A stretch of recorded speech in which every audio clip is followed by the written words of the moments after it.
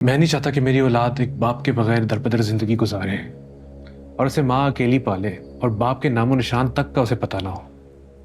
अम्मा प्लीज मुझे माँ से मिलने की इजाजत दें। मैं अपने बच्चे से ताल्लुक कायम रखना चाहता हूँ। क्या बात है?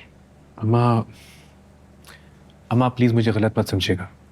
मैं ये सब अपनी खुशी की वजह से नहीं कह रहा, मैं आपकी खुशी के लिए भी कह रहा हूँ। अच्छा मेरी बात सुनो, ज्यादा पहेलियां ना बुझवाओ, मुझे टू द पॉइंट बात पसंद है।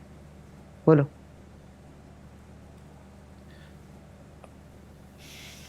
अम्मा मैंने आज माँ को देखा है। वो कौन है? माँ। मैंने तुम्हें कहा था ना सफीर, ये नाम तुम्हारी जिंदगी से खत्म हो जाना चाहिए। अम्मा मैंने बिल्कुल आपके कहने पे खत्म कर दिया था। मैंने उसे छोड़ दिया था, उसके बारे में सोचना छोड़ दिया था। लेकिन अब क्या? अब ऐसी क्या बात हो गई कि उसका नाम दोबारा आ गया तुम्हारी जिंदगी में? अम्मा वो प्रेग्नेंट है।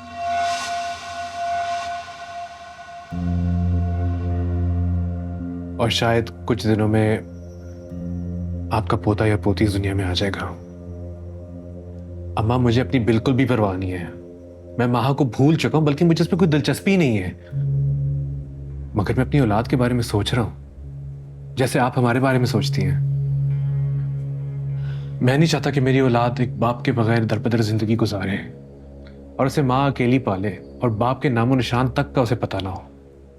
अम्मा प्लीज मुझे माँ से मिलने की इजाजत दें। मैं अपने बच्चे से ताल्लुक कायम रखना चाहता हूँ। अब यूं तो हो नहीं सकता कि मैं उसे छोड़ दूं जबकि मुझे पता है वो मेरी औलाद है।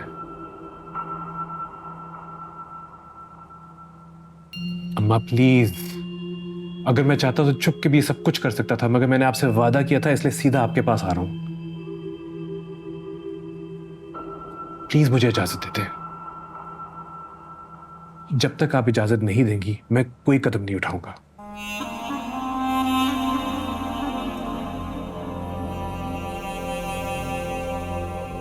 अम्मा कुछ तो बोले।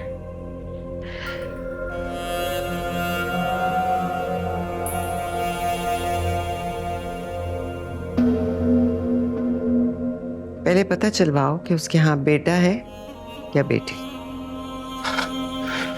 Thank you, thank you, thank you. मैंने तुम्हें उससे मिलने की इजाजत नहीं दी, सिर्फ पता चलाने को कह रही हूँ कि उसके यहाँ बेटा हो रहा है या बेटी। मैं समझ गया। समझ गए? Thank you.